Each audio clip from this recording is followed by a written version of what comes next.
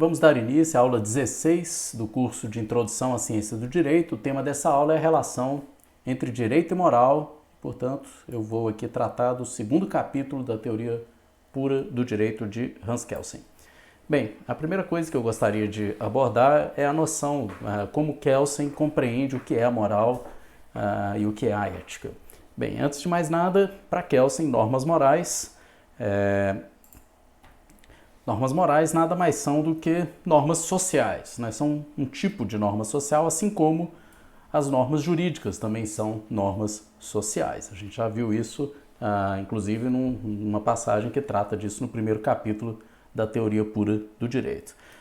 Portanto, como direito, a moral ela estabelece regras de conduta, ou seja, regras acerca do que devemos ou não devemos fazer, do que seria certo ou errado, e funciona, portanto, como um dever ser, né? Ele também estabelece algo como devido, também direciona, orienta, dá valor para a nossa conduta, como boa ou má, e, portanto, e que também está associado a sanções. Então, as normas morais, para Kelsen, elas também têm uma natureza sancionadora, né?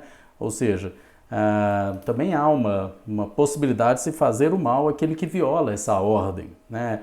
É possível que isso acarrete sanções as mais variadas, ainda que de natureza difusa, de natureza informal, que podem passar, por exemplo, pela exclusão de um grupo social, pelo desprezo, por uma certa ruptura de certas relações sociais, do ponto de vista subjetivo pode passar por remorsos, por penitências, no caso de cristãos e por aí vai, né? Então, normas morais também são passíveis de gerar algum tipo de produzir algum tipo de sanção. Bem, dito isso então sobre o que são normas morais, uma outra noção que a gente precisa entender para começar a lidar com essa relação do direito com a moral é o que o Kelsen entende como ética e qual é o papel da ética. A ética nada mais é do que uma disciplina, né? Portanto, uma disciplina dirigida ao conhecimento, assim como o direito também é uma ciência, a ética é uma ciência para Kelsen. E qual é o objeto dessa ciência? A descrição das normas sociais abrigadas sob a designação de moral. Então, assim como o direito descreve as normas jurídicas, a ética descreve as normas morais. E assim como o direito, também a ética é entendida como uma ciência normativa, ou seja, uma ciência que tem por objeto a descrição de uma realidade normativa, no caso da ética, as normas morais. E ao descrever normas morais, é importante ter em mente que a ética abrange também o estudo da justiça, né? Entendendo aqui a justiça como mais uma das exigências morais, ou uma dentre outras das exigências morais é a exigência de justiça, né? A gente pode falar em várias outras exigências morais, que, por exemplo, Aristóteles ligava às diferentes virtudes, né? E aí a coragem, a temperança, a prudência, etc. E a justiça é uma dessas virtudes, uma dessas exigências morais e que também está dentro desse universo de estudo, portanto, da ética, né? Assim, também os chamados deveres do homem para consigo mesmo são vistos por Kelsen como deveres sociais, ou seja, não é apenas uma questão individual, mas uma questão social, né? E elas, inclusive, esses deveres não teriam sentido se o indivíduo vivesse isoladamente, se não vivêssemos em comunidade, em conjunto. É só por causa dessa experiência de vida em conjunto que existem deveres, que existem valores sobre o certo e o errado, o bem e o mal, né? Justamente por causa dos efeitos que as nossas condutas têm sobre uma comunidade, né? É por isso que nossas condutas são transformadas em objeto de normas morais, por isso que elas são valoradas moralmente. Bom, então sobre esse ponto, a ética, assim como a ciência do direito, é descritiva, portanto não cabe a ela, a ética, criar as normas morais, assim como não cabe a ciência do direito produzir ela mesma ou criar as normas jurídicas.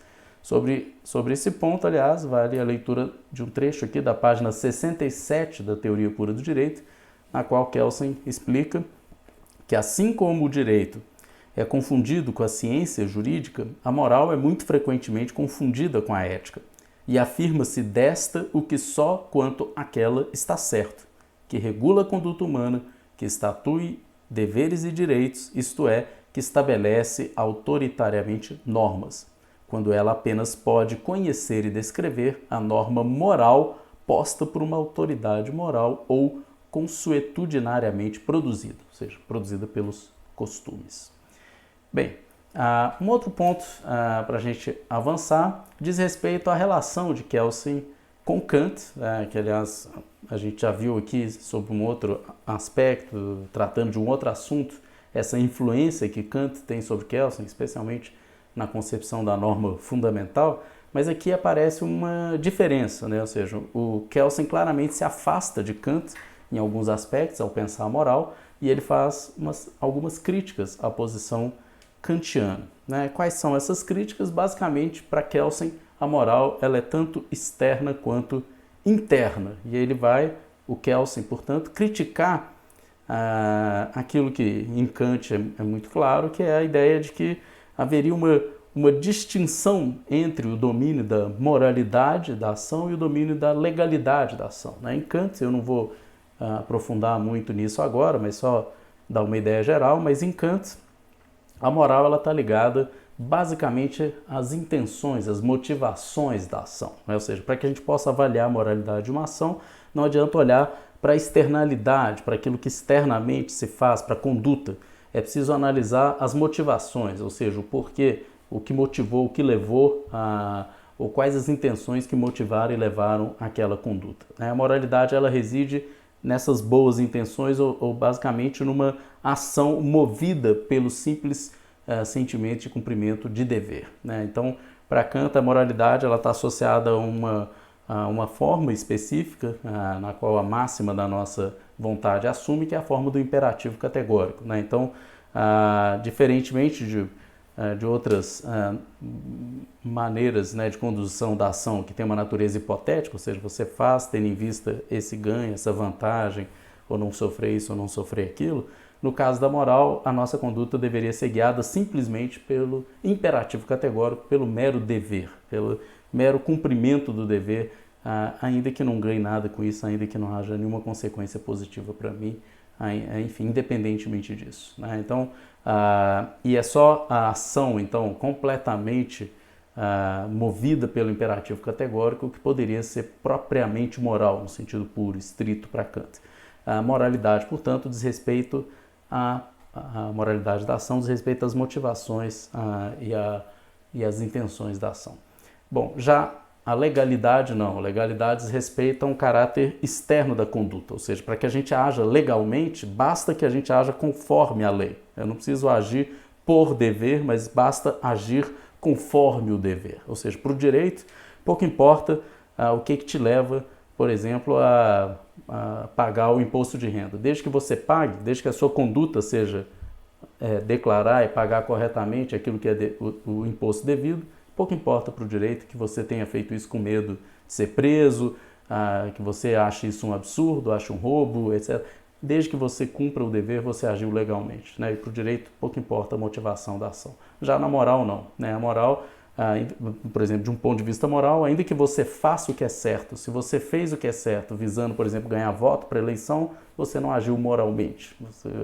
Ainda que você tenha feito caridade, etc., se você o fez com a intenção de levar alguma vantagem, isso perde o caráter moral, isso é hipócrita, né? Enfim, então, para Kant tem essa divisão, né? A legalidade tem a ver com a externalidade da ação, com uma ação conforme o dever, enquanto a moralidade tem a ver com a intenção, a motivação da ação e uma ação por dever. Kelsen, voltando então ao Kelsen, ele critica essa distinção, ele acha que a moral tem também uma dimensão externa, não apenas interna, não apenas relacionada às intenções e às motivações da ação, e ele então vai abandonar essa distinção kantiana rígida entre legalidade e moralidade. Para Kelsen, então, as normas das duas ordens, tanto do direito quanto da moral, determinam ambas as espécies de conduta, tanto interna quanto externamente, ou seja, agem tanto internamente quanto externamente, e se manifestam nesses dois domínios, né? Para Kelsen, a moral, portanto, ela também é positiva, né? Ou seja, não é uma coisa interna que existe só dentro da vontade, da consciência. Não. Ao contrário de Kant, para Kelsen, a moral ela também é positiva, ela está posta. né? Ela existe enquanto uma realidade posta, que é passível de ser observada, descrita, e que é um fenômeno social. Então a moral, nesse sentido, assim como o direito, é posta também por uma autoridade ou criada pelos costumes, né? O que muda é o tipo de autoridade e, portanto, de onde e como a moral é produzida, né? Então, no campo do direito, a gente discute muito as fontes do direito, ou seja, de onde vem o direito, aí tem o trabalho legislativo e outras fontes.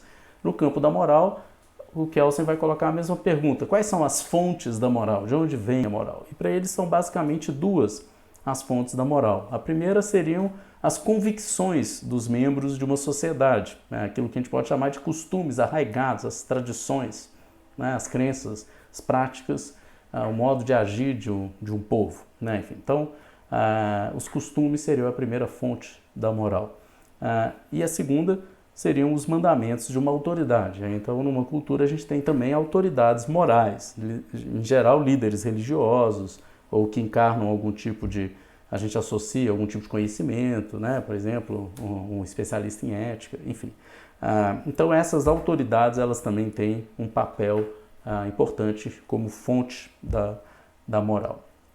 E o critério de reconhecimento de um mandamento moral é a sua aceitação por um grupo social. Então, ao contrário do direito, diferentemente do que acontece no direito, que tem por fonte primária uma atividade que é estatal, né, por parte do Estado, que é a atividade legislativa, e que tem critérios bem estabelecidos de validade formal, quem pode criar uma lei, de que maneira isso pode ser feito, etc.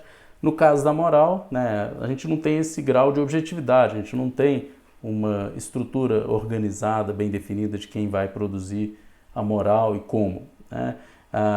E, portanto, num certo sentido, a moral, ela, embora, né, ela não tenha essa previsão explícita e bem regulada, ela não deixa de ser também produzida socialmente, de ter autoridades, mas no caso da moral, a gente não vai ter um critério formal de avaliação, não tem quem é exatamente a autoridade para aquilo, então o que a gente tem é um critério material, é a aceitabilidade social, que vai definir o que é ou não uma autoridade moral. Assim como o direito, portanto, a moral, ela, assim como o direito é a ciência do direito positivo, né? Então a ética seria a ciência da moral positiva. Então, num certo sentido, tanto ética quanto direito estudam uma realidade normativa. No caso do direito, as normas jurídicas, o direito posto.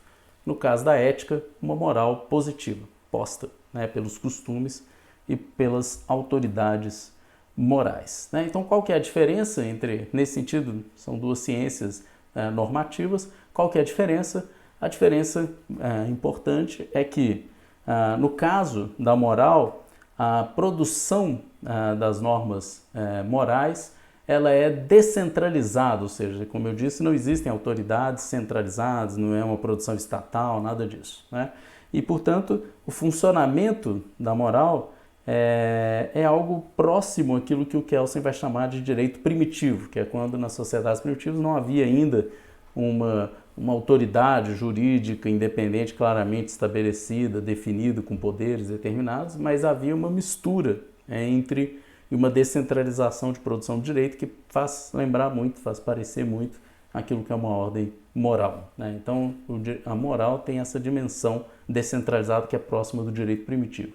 Enquanto que o direito, propriamente dito, vamos chamar aqui de direito moderno, ele é uma ordem de coação socialmente organizada, né? Ou seja, tem órgãos que funcionam segundo o princípio de divisão de trabalho, quem vai ter o poder para fazer cada coisa, atribuições bem definidas, etc. Né? Então a diferença básica entre direito e moral está na natureza coativa da ordem jurídica. Os dois envolvem, de alguma maneira, sanções, mas no caso do direito as sanções são organizadas, é uma ordem de coação socialmente organizada.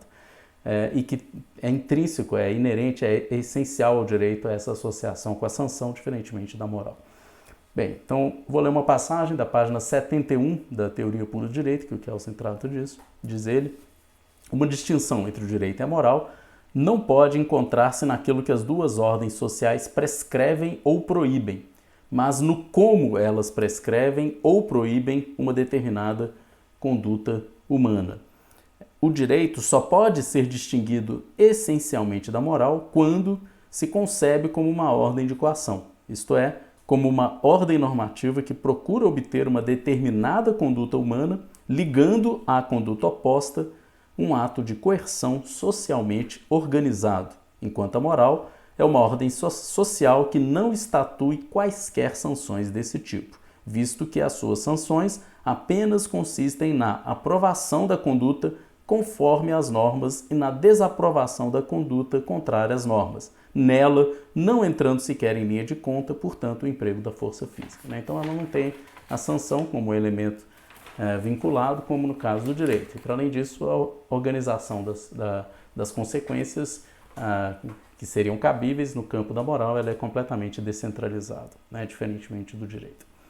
Bem, dito isso, vamos entrar então na relação entre o direito e a moral, inicialmente pensando essa relação do ponto de vista do conteúdo, ou seja, do que as normas morais e do que as normas jurídicas estabelecem como sendo devido ou não, ou seja, no campo do direito o que é lícito ou o que é ilícito, e no campo da moral o que é bom e o que é mal.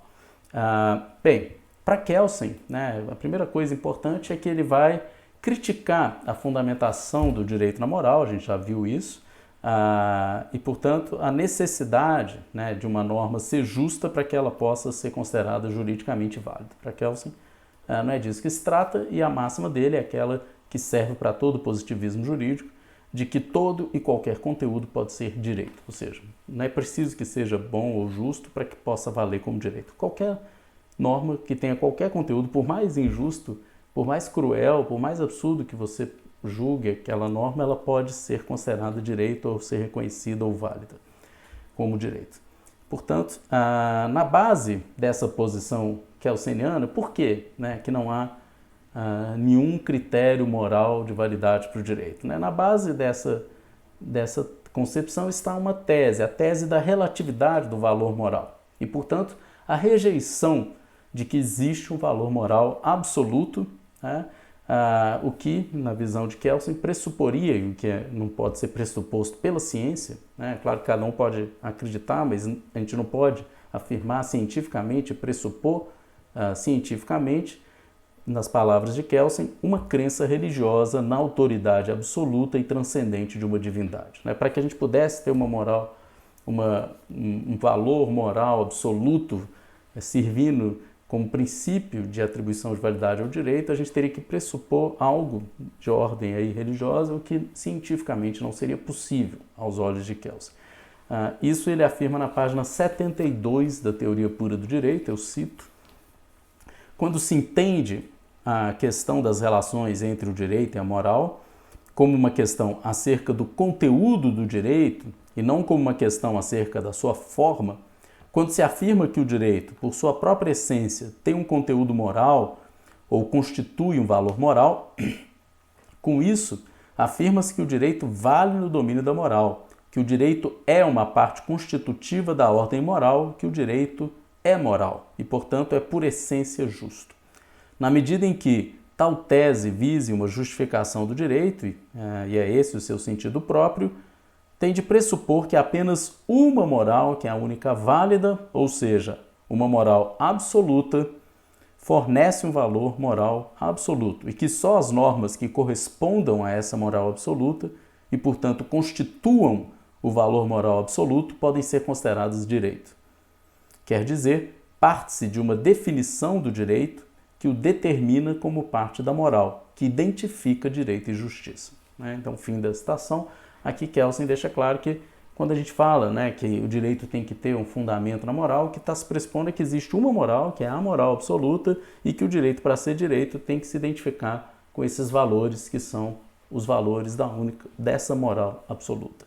Bom, o que Kelsen diz em relação a isso? Bom, além de, na ótica de Kelsen, não haver uma autoridade absoluta em questões morais, ou seja, não existe alguém que todo mundo reconheça como sendo uma autoridade para dizer o que é o certo e o que é errado, também não se verifica nenhum consenso ou exigência comum a todas as morais positivas, ou seja, se eu fizer uma descrição de todas as morais positivas, ou seja, de todos os conjuntos de crenças morais nas diferentes culturas, nas diferentes nos diferentes povos, nas diferentes tradições, etc., eu não vou encontrar exatamente os mesmos valores, né? Ou seja, as pessoas não acreditam que as mesmas coisas são certas e as mesmas coisas são erradas. Há uma variação muito grande, um pluralismo muito grande, né? Então cito Kelsen sobre isso. Está na página agora 73. Em vista, porém, da grande diversidade daquilo que os homens efetivamente consideram como bom ou mal, justo e injusto, em diferentes épocas e nos diferentes lugares, não se pode determinar qualquer elemento comum aos conteúdos das diferentes ordens morais, né? E na frente ele diz ainda o seguinte, indo além no argumento dele, diz Kelsen. E mesmo que se pudesse determinar um elemento comum a todos os sistemas morais até aqui vigentes, ainda assim não haveria razão suficiente para não considerar como moral ou justa e, portanto, para não considerar como direito uma ordem de coação que não contivesse aquele elemento e prescrevesse uma conduta que ainda não tivesse sido considerada em qualquer comunidade como boa ou justa, ou proibisse uma conduta que ainda não tivesse sido considerada em qualquer comunidade como má ou injusta. Com efeito, quando se não pressupõe qualquer a priori como dado, isto é, quando se não pressupõe qualquer valor moral absoluto, não se tem qualquer possibilidade de determinar o que é que tem de ser havido em todas as circunstâncias por bom ou mal, justo e injusto.